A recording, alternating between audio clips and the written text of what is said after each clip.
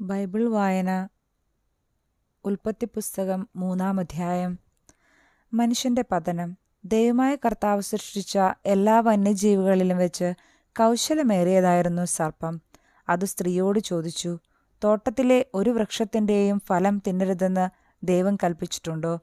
സ്ത്രീ സർപ്പത്തോട് പറഞ്ഞു, തോട്ടത്തിലെ വൃക്ഷങ്ങളുടെ പഴങ്ങൾ ഞങ്ങൾക്ക് ഭക്ഷിക്കാം. എന്നാൽ തോട്ടത്തിൻ്റെ നടുവിലുള്ള മരത്തിൻ്റെ പഴം ഭക്ഷിക്കുകയോ തൊടുക പോലുമോ അരുത്. ഭക്ഷിച്ചാൽ നിങ്ങൾ മരിക്കും എന്ന് ദൈവം പറഞ്ഞിട്ടുണ്ട്. സർപ്പം സ്ത്രീയോട് പറഞ്ഞു, നിങ്ങൾ മരിക്കുകയില്ല. അത് തിന്നുന്ന ദിവസം നിങ്ങളുടെ കണ്ണുകൾ തുറക്കുമെന്നും നന്മയും തിന്മയും അറിഞ്ഞ് നിങ്ങൾ ദൈവത്തെപ്പോലെ ആകുമെന്നും ദൈവത്തിനറിയാം. ആ വൃക്ഷത്തിൻ്റെ പഴം ആസ്വാദ്യവും കണ്ണിന് കൗതുകകരവും അറിവേകാൻ കഴിയുമെന്നതിനാൽ അഭികാമ്യവും ആണെന്ന് കണ്ട് അവൾ അത് പറിച്ചു തിന്നു. ഭർത്താവിനും കൊടുത്തു, അവനും തിന്നു. ഉടനെ ഇരുവരുടെയും കണ്ണുകൾ തുറന്നു. തങ്ങൾ നഗ്നരാണെന്ന് അവരറിഞ്ഞു. അത്തിയിലകൾ കൂട്ടിത്തുന്നി അവർ അരക്കച്ചിയുണ്ടാക്കി. വെയിലാറിയപ്പോൾ ദൈവമായ കർത്താവ് തോട്ടത്തിൽ ഉലാത്തുന്നതിൻ്റെ ശബ്ദം അവർ കേട്ടു. പുരുഷനും ഭാര്യയും അവിടുത്തെ മുമ്പിൽ നിന്ന് മാറി തോട്ടത്തിലെ മരങ്ങൾക്കിടയിൽ ഒളിച്ചു. അവിടുന്ന് പുരുഷനെ വിളിച്ചു ചോദിച്ചു, നീ എവിടെയാണ്? അവൻ മറുപടി പറഞ്ഞു, തോട്ടത്തിൽ അവിടുത്തെ ശബ്ദം ഞാൻ കേട്ടു. ഞാൻ നഗ്നനായതുകൊണ്ട് ഭയന്ന് ഒളിച്ചതാണ്. അവിടുന്ന് ചോദിച്ചു, നീ നഗ്നനാണെന്ന് നിന്നോട് ആര് പറഞ്ഞു? തിന്നരുതെന്ന് ഞാൻ കൽപ്പിച്ച വൃക്ഷത്തിൻ്റെ പഴം നീ തിന്നോ? അവൻ പറഞ്ഞു, അങ്ങ് എനിക്ക് കൂട്ടിന് തന്ന സ്ത്രീ ആ മരത്തിൻ്റെ പഴം എനിക്ക് തന്നു. ഞാൻ അത് തിന്നു. ദൈവമായ കർത്താവ് സ്ത്രീയോട് ചോദിച്ചു, നീ എന്താണ് ഈ ചെയ്തത്? അവൾ പറഞ്ഞു, സർപ്പം എന്നെ വഞ്ചിച്ചു, ഞാൻ പഴം തിന്നു. ശിക്ഷയും വാഗ്ദാനവും.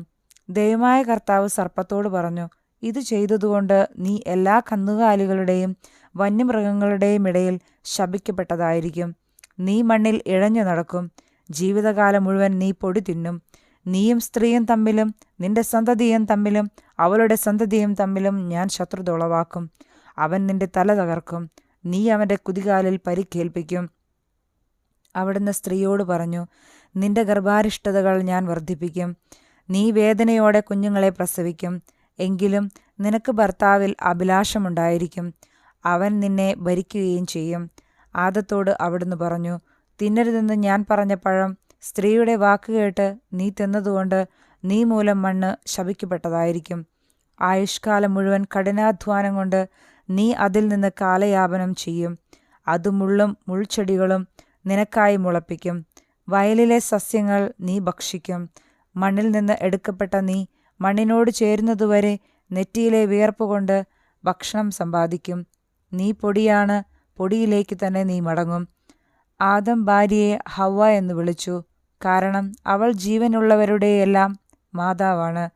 ദൈവമായ കർത്താവ് തോലുകൊണ്ട് ഉടയാടയുണ്ടാക്കി ആദത്തെയും അവൻ്റെ ഭാര്യയെയും ധരിപ്പിച്ചു. അനന്തരം അവിടുന്ന് പറഞ്ഞു, മനുഷ്യനിതാ നന്മയും തിന്മയും അറിഞ്ഞ് നമ്മിലൊരുവനെ പോലെ ആയിരിക്കുന്നു.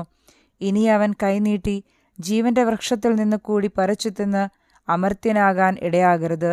കർത്താവ് അവരെ ഏദൻ തോട്ടത്തിൽ നിന്ന് പുറത്താക്കി. മണ്ണിൽ നിന്നെടുത്ത മനുഷ്യനെ മണ്ണിനോട് മല്ലിടാൻ വിട്ടു. മനുഷ്യനെ പുറത്താക്കിയ ശേഷം ജീവന്റെ വൃക്ഷത്തിങ്കലേക്കുള്ള വഴി കാക്കാൻ ഏദൻ തോട്ടത്തിന് കിഴക്ക് അവിടുന്ന് കെരൂബുകളെ കാവൽ നിർത്തി. എല്ലാ വശത്തേക്കും കറങ്ങുന്നതും തീജ്വലിക്കുന്നതുമായ ഒരു വാളും അവിടുന്ന് സ്ഥാപിച്ചു. നമ്മുടെ കർത്താവായ മിശിഹായ്ക്ക് സ്തുതി. ആമേൻ.